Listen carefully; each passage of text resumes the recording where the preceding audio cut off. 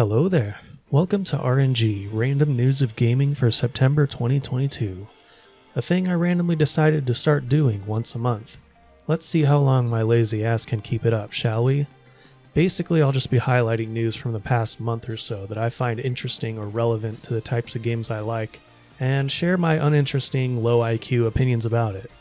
It's not going to be super professional or serious, but if there's something interesting that happened recently that you want me to talk about, you can post it in the comments and I may put it in next month's video. I don't want to do it more frequently than monthly because it would be too much work, just saying. After all the news, I will round out the video by mentioning a handful of interesting games coming out this month. I'll probably avoid mentioning big AAA releases because, well, fuck them, just saying. And probably just stick to the interesting indies and lesser known games because you probably don't need me telling you about the popular ones you already know about. Anyway, let's get into it. Halo Infinite sucks because of 343.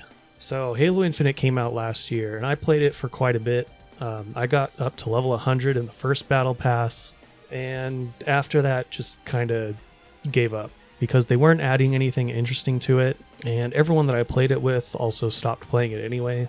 Then this news came out that 343 is canceling split-screen co-op, which is kind of hilarious because they've been promising that for a long time. Makes me glad I didn't buy the campaign, but somehow people managed to glitch their way into co-op mode anyway, somehow, which is also hilarious. So yeah, Halo Infinite is kind of dead now. They made some announcements saying they're going to be doing 4 battle passes per year, but I don't think people are going to stick around for it. Next, Sony increasing the price of PS5 everywhere. You've probably already heard about this, but I say everywhere, even including the US, because even in the US they've been bundling it with Horizon Forbidden West, making it the same price as everywhere else. So yeah, I don't know if this has ever happened before in main console history, but it's pretty weird. And somehow Sony fanboys still managed to defend it and somehow blame it on Microsoft. Yeah, pony's gonna pony. The Last of Us Part 1 released, and nobody should care, but apparently a lot of people ordered the special editions, and they all arrived damaged, or a lot of them arrived damaged. And then Sony announced they won't refund or replace any of them, which is pretty scummy. A lot of people ask why. Why treat the customer this way? Why? Because fuck them, that's why. But a part of me wants to say that if you bought this game for a third fucking time, you get what you deserve. Denuvo offering Nintendo Switch anti-piracy protection. How many times do we have to teach you this lesson, old man? Or rather, Denuvo offers Nintendo Switch nothing because Denuvo does nothing. Because pirates always find their way around it, and it only impacts the performance and function of games that were bought legitimately. So yeah, if any developers put Denuvo in their Switch games, you know which ones to pirate. Just saying. Trinity Trigger, a 90s style JRPG revival sort of game that a lot of people are getting pretty hyped about, actually, even though to me it looks kind of plain, but we'll see how it turns out. It's coming west next year via Xseed, unfortunately. After what they did to Rune Factory 5, I don't have a lot of hopes for it, which I'll talk about more in my Best of 2022 video. NISA, copyright claims Zerofield. So for those who don't know, Zerofield is basically a fan translation group of really dedicated fans of the Legend of Heroes series. So they've been translating the Japanese version of the game since Zero no Kiseki, and NISA decided to take them down via copyright, which technically they're legally obligated to do so, but the way they handled it was really, really bad. I made a video about it a couple days ago, but I ended up unlisting it because I kind of changed my mind on the whole thing. Like, I was ready to basically go to war and stop buying games from them altogether, but I think that was probably an overreaction, to be honest. It still really sucks because these people that did these translations were really dedicated fans of the series, and most of the people who did play with these translation spreadsheets that weren't even patches or anything, they're just spreadsheets that you could play alongside the Japanese version. Most of the people who did that would buy the game anyway, and then play it normally. The basis of protecting their IP with this move kinda doesn't make sense to me. I don't know, I'm not a lawyer or anything, so you make up your own mind on it. 2 new JRPGs were also announced recently, one called Armed Fantasia and one called Penny Blood. These are both spiritual successors to Wild Arms and Shadow Hearts respectively, so a lot of people have a lot of memories with these games. I don't personally, but it's cool to see that there's a lot of people who are getting what they want now, because this was launched on Kickstarter and reached over $1 million in funding pretty quickly. If you were ever fans of Wild Arms or Shadow Hearts, you should definitely keep an eye on these. Next, we have Square Enix doing yet another Voice of Cards game with Yoko Taro, which raises my eyebrow quite a bit because this is the 3rd game we've had within 1 year, because it's coming out on September 13th, and the first one came out on October of last year. So that's 1 year, 3 games, all $30 each with a bunch of DLC attached to them. This seems like a cash grab to me, using the names of Yoko Taro and Keiichi Okabe of the Drakengard Nier fame, but whatever. Squeenix homers will lap it up like they always do, just saying. Tokyo Game Show will be coming back September 15th through the 18th.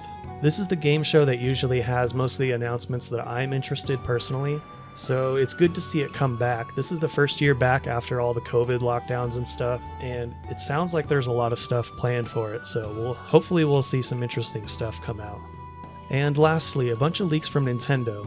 The first being a confirmation that Retro Studios was working on a Zelda spin-off featuring Sheik or some other Sheikah character with some really interesting concept art and stuff. It sucks that this game was rejected because apparently the gameplay was like terrible, but I wouldn't mind seeing something like this come out in the future. Aside from that, there's also a bunch of rumors of a Nintendo Direct coming up next week or something.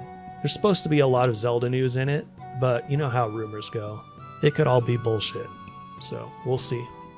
And rounding out the video, let's go over some September game releases. Actually, what we're going to do is start with August, since I didn't make a video in August about it. And there's a few I want to mention. First being Blossom Tales 2. Both Blossom Tales games are basically clones of A Link to the Past, but they're really well done. The pixel art's really nice, they're really nice to look at, and I played the first one recently and I thought it was pretty fun, so I recommend looking into the first one at least. And if you like it, maybe look into the second one. Thymesia, a Dark Souls / Bloodborne style game that came out on August 18th. I'm still not super familiar with this type of game, but I plan on changing that fairly soon, so stay tuned for that. And then maybe I'll pick up Thymesia as well. Genshin Impact 3.0 came out right at the end of August, and yeah, I still play this game, and I still find it pretty fun. This time they added a whole new region called Sumeru, which is inspired by a mix of the Middle East and India, and it's probably my favorite update in the game so far. Also, the Twitter fanbase is still trash, just saying. Made in Abyss, binary star falling into darkness. Based off of the anime, this is an action-adventure style game where you basically take control of a player-created character and then accompany the 2 main characters from the story. And unfortunately, it's pretty fucking bad so far, but maybe they'll update and fix it later on. We'll see. Freedom Planet 2.